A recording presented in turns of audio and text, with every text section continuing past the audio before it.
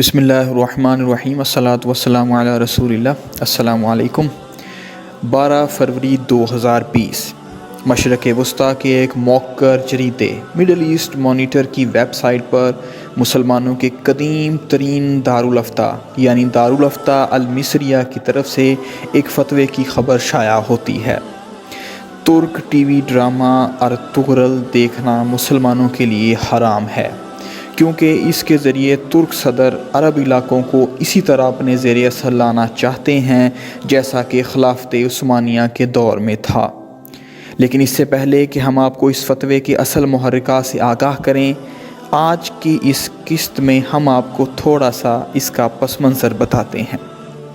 یہ ترک ڈرامہ، جسے اردو میں ارتگرل یا ارتگرل کا احیاء یا عقابی سالار کا احیاء یا انگلش میں ریزورکشن آف ارتگرل کہا جاتا ہے، ترک مصنف محمد بزداغ کا لکھا ہوا یہ ڈرامہ 5 سال میں 5 سیزنز اور 150 اقساط پر دنیا کے 80 مختلف ممالک میں 2014 سے 2019 تک نشر ہوا، اور دیکھتے ہی دیکھتے یہ ڈرامہ ترکوں سمیت عربوں کو بھی اپنے طلسم میں جکڑتا چلا گیا۔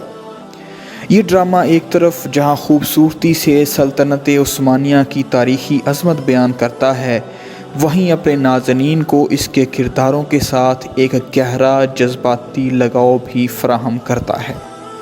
اس بات کا اندازہ آپ یوں لگا لیں کہ عرب لوگ اس ڈرامے کے ایک کردار بامسی الپ کی موت پر ایسے سوگوار ہوتے ہیں کہ جگہ جگہ ان کی موت پر ہمدردانہ فقرے لکھے دکھائی دیتے ہیں۔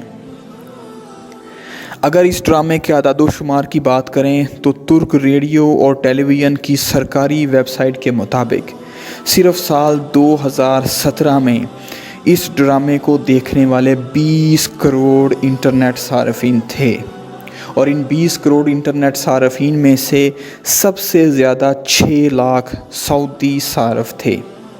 اور اگر منافع کی بات کریں تو ترکی نے صرف سال 2015 میں اس ڈرامے کی مدد سے $350 کروڑ کا منافع کمایا، اور یوں اس منافع کے ساتھ ہی ترکی ڈرامہ انڈسٹری میں منافع کے اعتبار سے دنیا کا دوسرا بڑا ملک بھی بن گیا۔ اور ماہرین کے مطابق یہی ڈرامہ اور اس ڈرامے سے نفع سے حاصل ہونے والی رقم 2023 تک کھربوں ڈالرز تک جانے کی امید ہے۔ لیکن آخر ایسی کیا وجہ بنی کہ دنیا بھر میں بے پناہ مقبول یہ ڈرامہ مصری علماء کے فتوے کی زد میں آ گیا؟ اور وہ کون سے عرب اماراتی اور سعودی حکمران تھے جن کی نگاہوں میں یہ کانٹے کی طرح کھٹکنے لگا؟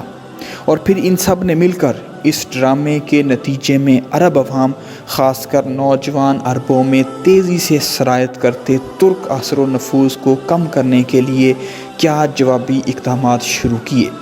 اور یہ فکرہ کس نے کہا تھا کہ عثمانیوں کے لیے ان کا بنایا ہوا خون کا پیاسا قانون اب ایک لعنت بن گیا ہے؟ یہ سب اور اس کے علاوہ مشرق وسطی میں بدلتا ہوا سیاسی منظرنامہ بھی ہم آپ کو اگلی قسط میں بتائیں گے۔ تھینکس فار واچنگ، جزاکم اللہ خیر، السلام علیکم۔